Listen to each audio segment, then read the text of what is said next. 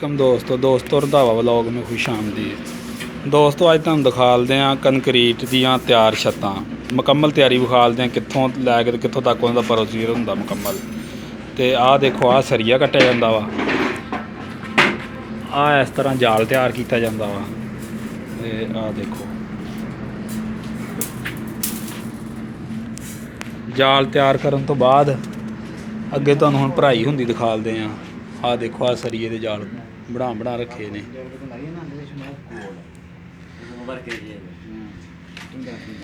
ते आजो चलिए उधर अगे। आ देखो आ सरिये कट्टे ने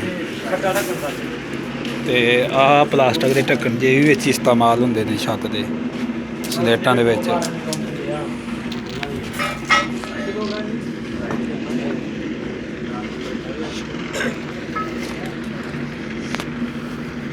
आ देखो इधर सलेटां तैयार होईयां पईयां ने ते तुहानूं गाडर भी दिखालदे हैं। गाडर तैयार होण डए ने। हुण चलदे हैं आपां जिधर सलेटां तैयार होण डईयां ने।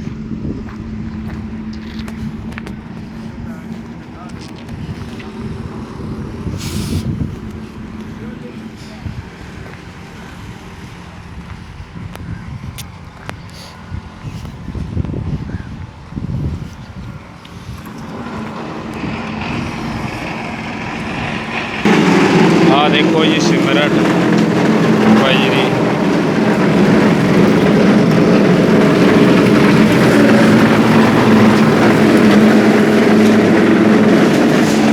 आ देखो जी इस तरह फर्में भी तैयार हो रही हैं।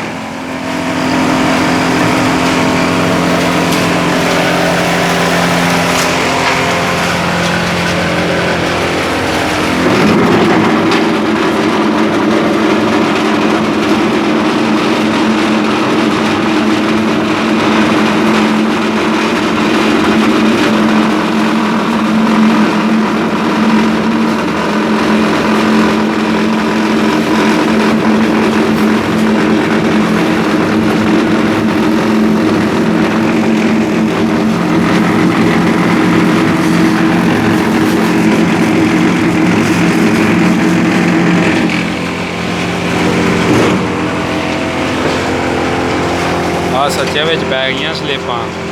ये खुश्क होने तो बाद सच्चों के विचों कट दित्तियां।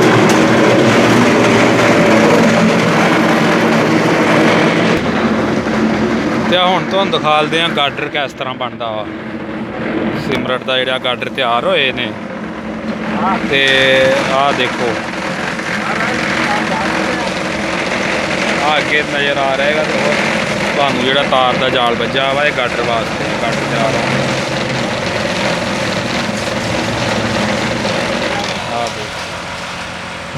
तोड़ ही एक पीस तैयार करते हैं मुड़ के उन्होंने जिहड़ा वा विचों पीस कर लेंदे ते जिन्ने फुट का गाडर चाहिदा होवे। दोस्तों वीडियो नूं शुरू तो लैके एंड तक देखा करो ते उम्मीद करते हैं तुहानूं वीडियो बहुत चंगी लगी। मज़ीद इस तरह दी वीडियो देखने लई साडा चैनल सबसक्राइब करो। ओके।